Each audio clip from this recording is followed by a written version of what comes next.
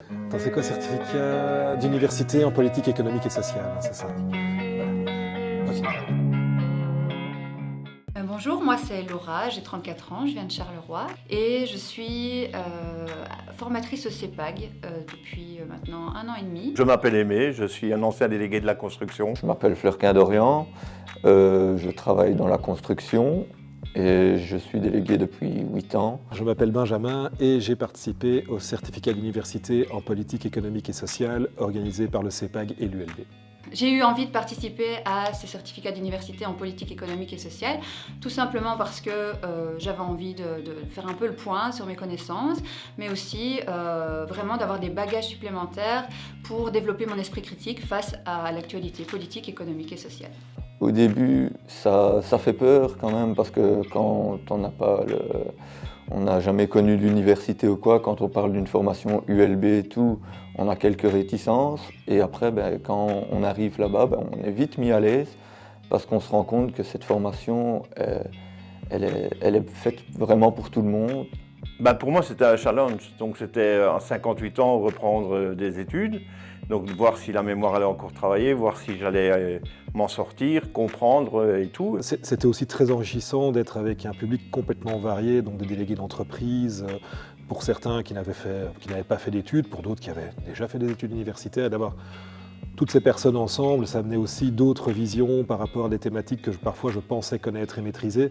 Ça sortait un petit peu du cadre du bureau, de mon propre boulot, de la manière dont j'ai pu enseigner par exemple l'histoire des mouvements ouvriers quand je donnais cours d'histoire ou ce genre de choses. Et alors ça nous fait aussi évoluer quand on arrive, on en ressort grandi quand même, quand on revient dans notre entreprise, on n'a plus les mêmes réflexions qu'on aurait pu avoir avant en tant que délégué.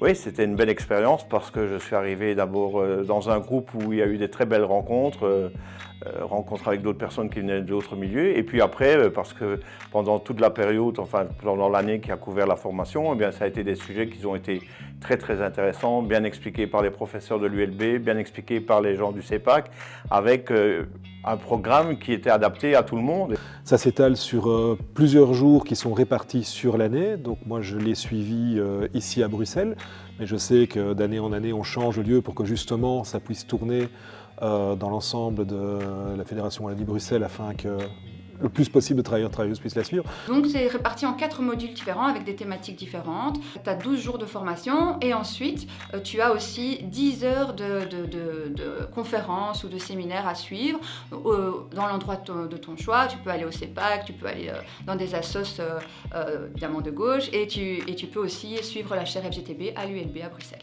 Les sujets, là, c'était réparti entre l'économie, le social, le mode du travail, etc. Donc ce sont des sujets qui nous préoccupent quand même tous.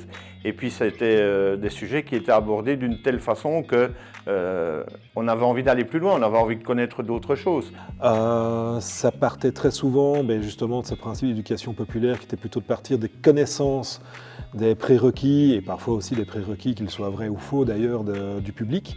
Alors moi, ce qui m'intéressait vraiment, c'est tout ce qui était dimension sociale. Donc le premier module est le module 3, donc savoir la démocratie, les mouvements sociaux, les rapports sociaux, parce que c'est vraiment quelque chose qui m'intéresse depuis longtemps. Et on a aussi pas mal parlé du travail invisible, notamment des femmes, sans lequel l'économie ne tournerait absolument pas. C'est un travail non rémunéré. On a parlé aussi de la survalorisation de certains métiers qui sont en fait des métiers complètement bullshit et qui n'apportent pas grand-chose à la société en tant que telle. Donc ça, c'est vraiment quelque chose qui m'a énormément plu, parce que ça alliait connaissances théoriques et analyse économique, sociologique, etc., mais également avec une analyse syndicale, politique et philosophique. Vraiment, ça allait assez loin. Tu n'es pas évalué tout au long de l'année, tu as un travail de fin de formation à rendre en fin de cycle, plus ou moins vers le mois de juin. C'est quelque chose d'assez court. Moi j'avais choisi donc le e-commerce, donc la structure parallèle qui maintenant on retrouve de plus en plus. Moi j'avais choisi comme sujet la lutte des classes parce que je trouvais qu'on est dans une période où on a à l'époque, il n'y avait pas de guerre en Ukraine ni rien du tout. Donc, mais je trouvais qu'on était dans une période où il y avait un genre de troisième guerre mondiale qui était la lutte des classes. Tu es suivi, encadré par les profs ou par les formateurs du CEPAG. Et donc, ils vont t'aider à recentrer ton sujet parce que c'est vrai que quand c'est très court comme travail comme ça, tu as tendance à partir dans tous les sens. En tout cas, c'était mon cas. Je partais un petit peu, j'avais tellement de choses à dire que je partais dans tous les sens. Mais finalement, on t'aide un petit peu à recadrer ton sujet pour que ça colle à un plus court travail. Et alors, on t'aide vraiment au niveau des sources, au niveau vraiment de toute ta réflexion autour. Tu es vraiment bien encadré, donc c'est pas de souci.